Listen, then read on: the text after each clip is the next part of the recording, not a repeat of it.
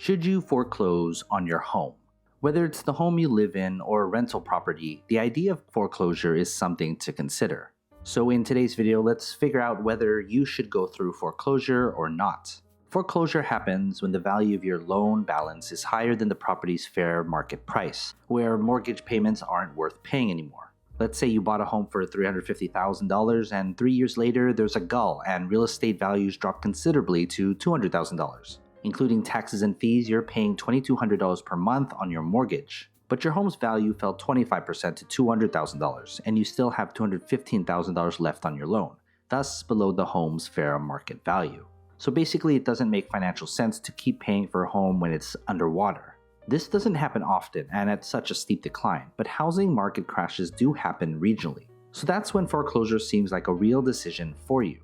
You can avoid going to foreclosure if you can truly believe the loss in value can be recovered in a reasonable time period. In our example, your home value suffered a 25% loss. In real estate, that's a big loss. But if you don't mind paying and you're in no hurry to sell at all, don't foreclose. But if you do choose foreclosure, you need to know a few things that are going to happen. First, you might have a deficiency judgment depending on the state you live in. If you owe a certain amount left on your loan and when the bank tries to sell your home but falls short, they can go after you personally.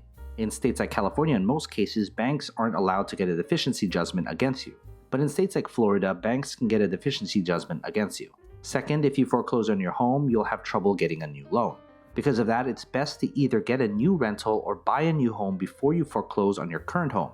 That will save you a lot of trouble with having that black mark. You'll have trouble finding a landlord to approve your rent or a bank to give you another mortgage for a new home after your foreclosure. Third, your credit score is going to drop significantly and usually won't recover for 7 years. Unfortunately, your credit score is used for a lot of things, housing, to credit cards, to financing. And fourth, many potential employers still check credit scores and a quick check will show your foreclosure, which may have a negative effect in hiring you. Foreclosure may be your only option in getting out of a bad investment, but you have to consider the consequences. If you can still pay your mortgage, it's best you continue paying and to not foreclose. You can try to modify your loan to make it more affordable to afford foreclosure. But those things don't really solve anything if you're still underwater on your loan. We can't always time the real estate market, and in the long run, real estate does go up. But the real question is if you can afford paying your mortgage regardless of real estate values. So what are your thoughts? Are you going through the foreclosure process? Comment below. And as always, take care of your money.